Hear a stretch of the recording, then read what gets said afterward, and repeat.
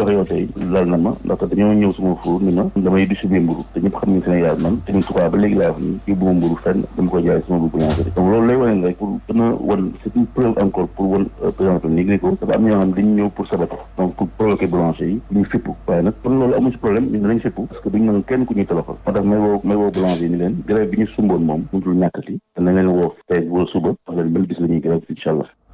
defarum mburu bu bees boo xamante ne njëg ma natt nañ ko mu toll ci ñeent fukki dërëm bu ñu sukkandikoo ci kuréel gi boot boulanger yu Sénégal dogal googe nag neexul benn yoon consommateurs yi waa ASCOSEN gis ne daanaka dencee jalgati yoon ndax mburu ma doon jar fanweeri dërëm lañ fi bëgg a jëlee xañ ko askan wi bu ñu sukkandikoo ci Momar Ndaw njiital ASCOSEN jokkoon ak Safiatou Cissé.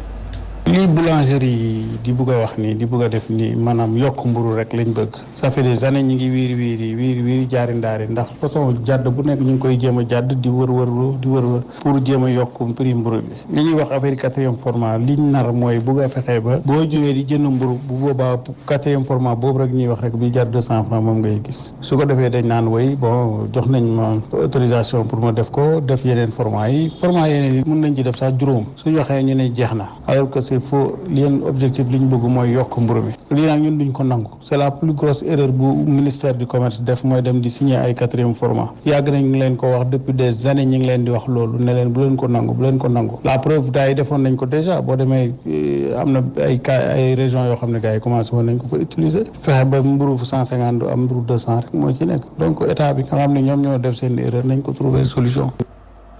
leneen ci xibaar ONG Jamra jël nañu dogal fas yéene kalaame ci yoon maison de production bi nga xamante ne moom mooy jëmmal série infidèle waa Jamra gis ne lañ ca wone ci fan yi ñu weesu daanaka dafa tegginuwul benn yoon jotoon nañ leen a artuwaay nag ba tey la woon fa woon dañ ci teewlu ma Makhtar Gueye mi jiite ONG Jamra jokkoon ak Pierre-Edouard Faye. daanaka depuis le mois d'août 2000 kon suñu xeex yàgg na jàmmarloo bu njëkk bi Canal Horizon la woon série bu bon boobu ñuy wax confession érotique yoon jox nañu dëgg arrêté nañ ko fëgg leen 3 millions d'amende jamono di dox ba ci 2015 bii passé rek gis ngeen Sen TV génn na fi lu ñuy wax kawteef nga xam ne ay Sadio Ndeye kese la yoon jox nañu dëgg 2 épisodes rek la jot a jàll ñu arrêté ainsi de suite te mënu ko lim ba mu jeex alors kon nag Evenprod nag daf ci particularisé ndax moom day def toj bu coow jibee plainte jib mu daw CNRA jël ay engagement waaye du ko respecté loolu la fi defoon daaw génne woon na fi lu bon lu ñàkkee teggin orma jigéen bi ñu toogee ba def na une semaine ñun ñëpp a gis riirandoo gu metti gi ci réseaux sociaux yi di naxarlu benn bande annonce boo xam ne xam naa Evenprod musiba bu muy waaj daf ko jàllale soi-disant pour ballon ensemble moo indigné ñëpp la fa nekk nag teggin mayewul ma di ko répété seen antenne alors bref yooyu yëpp tax na ñu daal di réunion daal di ne dañu nekk ci dëkk boo xam ne kenn amul droit fajal sa bopp ñu daal di déposer ñetti plainte benn bi ñu ngi ko jébbal organe de régulation bi CNRA pour wan ko ne lii Evenprod sartante woon ak yéen daaw jalgati na ko beneen bi ñu jébbal ko procureur de la République ndax moom la yoon jox sañ-sañ à part télévision classique yi képp kuy def sa njombe di ko jaarale ci jumtuwaay yu xarala yi yoon war laa mën a teg loxo ñetteelu plainte bi ñu ngi ko jébbal la direction de la cinématographie ndax moom daaw rek yónnee nañu benn communiqué mais ku fi laata defati sa produit ak bu mu mën a doon da nga sàkku ci ñun direction de la cinématographie. ca Ndundu la gu féete ca département bu Bambey foofu askan wa jóg nañoo ñaxtu gàlloo seen morceau wane seen ñàkk ànd ci société bii di 2SE ma leen di jox courant ca gox ba te facture ya cher lool ne bu ñu sañoon ñu jëlee fa société googule indi leen Senelec ca na mu gën a gaawee. Mamadou Matar Sarr ñu ngi may xamal ne jàpp Mamadou Matar Sarr ca Tulli la ñu jëm foofu ab dëkk la goo xamante ne ma nga féete ca commune bu Kër Moussa ndajeb waxtaan jëm ci ndajeb cosaan ak aada yañ fay amal fan yi ñu weesu waxtaane nañ fa jafe-jafe dëkk ba ci ñàkkum courant ñàkkum ndox ak ñàkkum yoon nees mun a def ngir dëkk ba méngoog jamono doon na lu fa sabab ndaje ma dañ ci teewlu Ibrahima Ndiaye. 48 heures journée culturelle bu Tuuli mu nekk ab gox bu nekk ci commune Kër Moussa amal nañ ko rek ci ay xumbeel yu am solo ñoom ndaw ñi gën nañ ci jàngat seeni caada def ci ay tàggat yaram ba ci diine gi waaye tamit lépp luy sukkali seen diwaan boobee càmbar nañ ko fa. Tuuli nekk na dëkk boo xam ne royukaay la yaakaar naa ñii taxaw nii sama wet séq ma duñ ma weddi dama wax ne ñun ndaw yi dafa am lu ñu war a jëlee si ñoom. ndaw yi aussi am na lu ñu war a jox suñu doom yi ak suñu setti suba parce que Tuuli dafa mus a nekk référence ci gox bi dem na ba ñuy jëwee Tuuli que ne doxul rek ci tuuli la kon donc tuuli mooy bopp wagon bi tuuli bu paanee rek gox bi du dem. tuuli nekk daanaka ci wetu aéroport international Blaise Diagne waaye daanaka dëkk ba daraamu fa bu nu sukkandikoo ci kàddu askan wi sax jàpp ne loolu xel waru ko mën a nangu. parce que yow amul rek dëkk amatul foofu. parce que waa tuuli yi mën nañ ko seede waa gox bi mën nañ ko seede. julli ba léegi amuñu ndox donc mu nekk lu yéeme ñu nekk à même pas 3 kilomètres de l'aéroport international Blaise Diagne yaakaar naa balaa ñuy wax ubbi aérien nañu defar li wër aéroport ba pare. ñuy dund ci ay jafe-jafe yu tar ñoom ñu dëkk ci Tuuli ñu ngi xamle autorités yi ñëpp ko xam waaye ba tey mënuñ si rek indi benn saafara. santé bi damay wax commune Kër Moussa dafa échec foofu. ñaari poste de santé lañ fa mën a lim muy bu Suun ak bu Kër Moussa mu nekk 36 villages ëpp na sax léegi 36 lépp lu xew fii maire yëg na ko nuisance sonore bi ñuy def mooy tànkal bi ñuy tànkal nit ñi rek bu avion tiimul woon fii sax dañu amee responsabilité sociétale waxantuma la loolu te loolu noonu aussi am na lu muy joué ci santé population bi kon donc waroon nañ mën a tabax hôpitaux bu nekkul dara waroon nañ mën a defar yoon yi waroon nañ mën a may nit ñu ndox 48 heures Tuuli yi nekkoon na ab dox daje boo xam ni wàllu caada ak wàllu sport ba ci seen histoire waaye tamit ba ci diine bi askan wi jël na ko rek ngir càmbal dëgg-dëgg lu tax seen gox boobee am ay jafe-jafe yoo xam ne moo ko tee sukkuliku Thiès Walfadjri rajo TV Ibrahima Ndiaye. Ibrahima Ndiaye ñu ngi koy jaajëfal bu dee ca Ndundur foofee ca Bambey jafe-jafe dëkk ba mu ngi tënku ci wàllum courant askan wa jóg di ñaxtu ne doyal nañu sëkk ci googu lépp société 2SE ma fa ne ba léegi lam leen di jox ci courant doyul facture cher na lool ne bu ñu sañoon Senelec mun fa dugg si bees dañ ci teewlu Mamadou Matar Sarr. askan wa dëkkee Ndour ci commune bu Réfane département bu Bambey amal doxum ñaxtu fësal seen ñëgg-ñëgg xol jëmale ko ci société bi ñu dippee 2SEE yor wàllum séddaleem courant mi ci gox bi nee nañu kat li ñu seetlu moo di ay factures yu cher ay compteurs yu cher teg ci dëkkeexu yu xamaj gu amul app. li gën a jafe mooy pour ma paan sax jot ci ñoom barki salaatu Fatiha fay naa sama xaalis kaas ci poste bi pour dépanner wu compteur bi seer na tey yow yaay jëndi fiil def sa facture du ñëw mukk ba dara wàññeeku ci loolu metti na ci baadoolo courant bi doyul manqué na ay kër yoo xam ne bi ñu ko constaté mot na 20 poto fiil moom waxaale weesu ko am na mbedd yoo xam ne yii dara demu fa dëkk bi juróom-ñeenti lignes yoo xam ne ni ay mbedd la juróom-ñeenti lignes yoo xam ne bu ci ne war naa jël 7 poto ñu ngi ci dëkk bi côté bi fii amul dara 1 kilomètre ci kanam fii ci dëkk bi la kon kenn amu fi courant kon courant bi fii rek la yem ci kuppati penc mi. privé nag danoo sonal lool parce que nun benn poto yi ci dëkk bi takkut am na poto yoo xamante ne lam yi takkut te nun sa sunu côté sëñ amul benn courant boo xamante ni jàkka ja pour maanaam installation bi lañu gën a soxla sax poto yi danoo sori te danoo bëgg ñaan yàlla defal nu poto yu sës ñu ñëw ci seen jàkka ji. bi ñuy jeexal seen doxum ñaxtu bi ñoom askanu Ndour nee nañ leen dong la ñu soxla kilifa yi fexe ba boole leen ci réseau Senelec bi su ko defee ñu mën a dund gu mucc ayib. lii xale yi bëgg nun mag ñi moom lañu bëgg. muy privé dégagé wu may Senelec mu dugg. kii privé la ñu jënd nu baana wuñu mu seeti feneen fu mu mën a baana. xam lu ñu bëgg nun mu dégagé may nu ñu indi Senelec.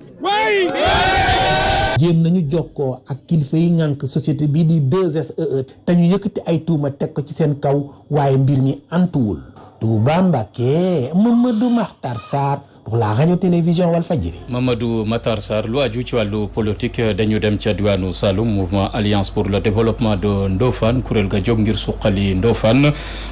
fexe na ba jàppale jigéen ña fa ne ci enveloppe gu toll ci juróomi million ngir ñu mun caa yëngu ci wàllu koom Cheikh Thiaw ma jiite googule kuréel fësal na candidature am ci élection locale ñu jëm foofee ca Ndofane dañ ci teewlu Alhassane Ba.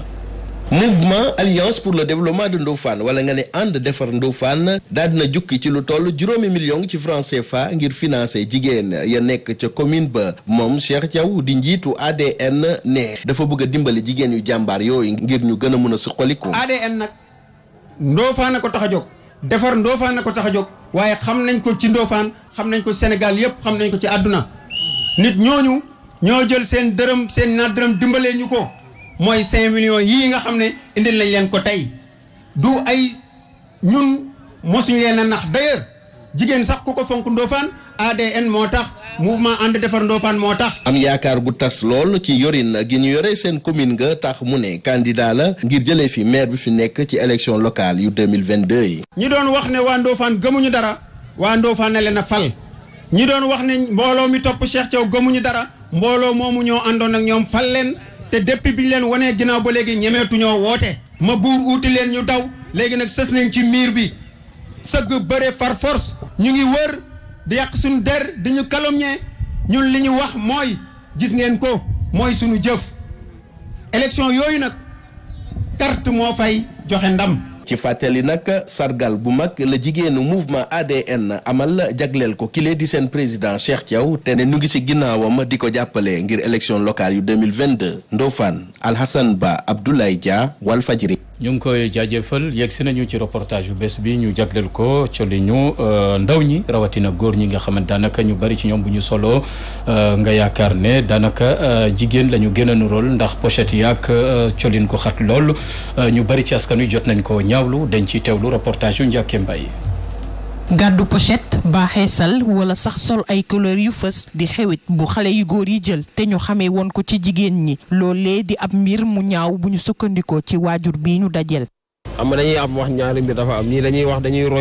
roy romb ak roy dàq moo am ñi si bari nag dañuy roy donc jël loo xam ni culture beneen dëkk ngay jël foog ni yow sa aada may na la loolu ala ko fekk mayu la ko loolu mooy indi problème yi ak coow yu bari lu si ëpp. Abdou Ndiaye di ab jaaykatu yére jàpp ni ndeem colka bi soppeeku na ak goney tay yi teewul ni ñoom ñooñu dañoo war a xam fu ñuy yem. génération gu mujj wi dañ ñëw ak seen ay style ak seen ay mode mais lépp tam ñu bañ a abuser quoi mën nga yëngu si li ngay yëngu di sol sa style ak lépp te teewul da ngay garder sa étiquette góor yàlla loolu mën na nekk man je suis pas d'accord jeunesse bi lu ñu bëgg a forcer féminin bi. Fatou Mbaye di ab yaayu njaboot jàpp ni ndaw ñi ñoo war a xoolaat seen ay doxalin. diine sax nanguwu ko ndax góor moom du def yëfu jigéen xale yi ñoo war a def attention bu baax jéem a xool seen comportement daal. ni jamono ji soppeekoo noonu la colka gi itam soppeekoo ràññee góor ak jigéen di lu jafe lool fi ñu toll nii loolee di mbir mi nga xamante ne askan gi ñu jot a dajeel ñaawlu nañ ko lool. mangoog ñu ngi koy jaajëfal Ndiaké Mbaye mbokk yi ci noone ñu fas yéene soo bokk yéen bu ne skisee ci xibaar yi ñeel tàggat yaram. xibaaru bitim réew dañ koy tàmbale ci réewu Mali ni ki démb nag ka naroon faat njiitu réew ma Assimi Goïta talaata bi wees nag dañ ko fekk mu faatu ca biir kaso ba lii nag nguur gi moo ko xamle si ab bataaxal bile bataaxal sax leeralul benn yoon lu sabab bile faatu wante amal nañ ab autopsie ngir xam si yan anam la daal di ñàkk bakkanam leneen itam bokk na si enquête bi ñu ubbi woon ngir xam rek ñan ñoo doon sabab ngir ñu faat njiitu réew bu Mali enquête nag ñoo ngi koy wéyal. nguuru Guinée équatoriale tëj na ambassade am ba ka teewal ca réewu Londres ginnaaw nag waa Londres tegeel ay daan doomu njiitu réew ma di Obiang Théodorin miñ jàpp ni dafa luubal alalu askan wa ginnaaw ay xaalis yuñ ko joxoon muy ab fonds public mu daal di koy def ci poosam. ñu ndax képpee ko ca réewu Tunisie ca buntu makkaanu pencum ndaw réew ma nag ay jàmbaarloo yu métti moo fa am ginnaaw ba njiitu réew ma Kais Saied dakkalee activité pencum ndaw réew ma si lu toll si fanweeri fan itam daal dinay dàkk jëwriñ ju njëkk ca nguur ga jamono yi nag réew ma yëngu na lool foo tourné am na ay taxaw ñaxtu ndax dañuy ñaawlu doxalinu nguur ga.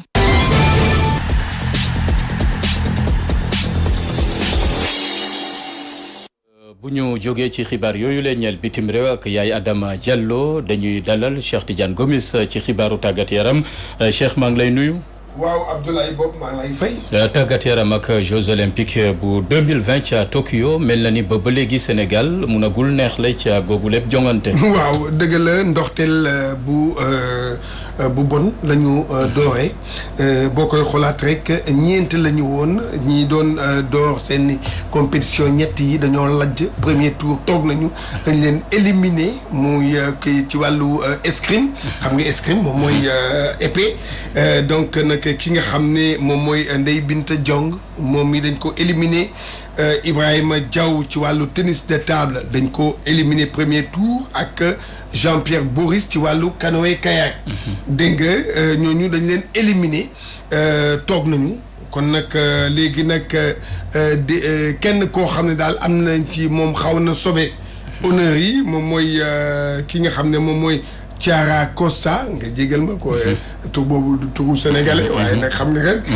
dégg nga Thiara Costa ci wàllu tir ci wàllu jigéen ñi moom nag qualifié na deuxième tour ba mu ngi août pour qualifier quart de demi-finale waaye nag ñu am rek yaakaar ne àllarba ji ci ki nga xam ne moom mooy Mbagnick Ndiaye ci wàllu judo ci ki nga xam ne wàllu li nga xam ne moom mooy fey natation Steven Aimable ak Jeanne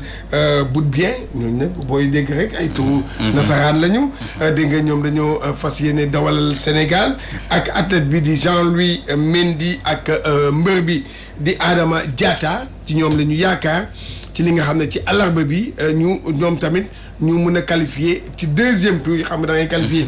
deuxième tour soog a di wax ay li nga xam ne mooy demi-finale ak finale kon nag ci loolu la ñu amagum yaakaar di xaar rek.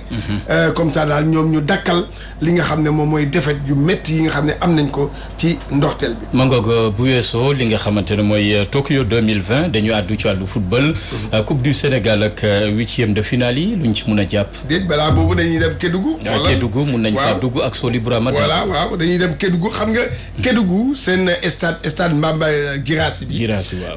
stade la boo xam ne maanaam leeruloon. dégg nga la amuloon éclairage léegi gis ngeen mu ngi nii. leer na président conseil régional bi moom moo ñëw ak waa Sénélec fexe ban gis nga nag xam nga ne lii yànj la. yànj na leer na nañ. gazon ba des na. voilà lépp loolu moo doon seen problème moom mooy. stade bi maanaam mu am lampe. ay lampe léegi nag am na mu nekk lu rëy lu am solo ci sportif yi. parce que gis nga voilà yow li nga wax dëgg la gazon bi rek moo des. bi li amee lay mu des gazon bi. parce que nag dañoo bëgg Kédougou am na ñu bari ñoo xam ne vraiment dañoo bëgg football. bëgg sport am naa ci yaakaar daal ak lii. dinañu defar gazon bi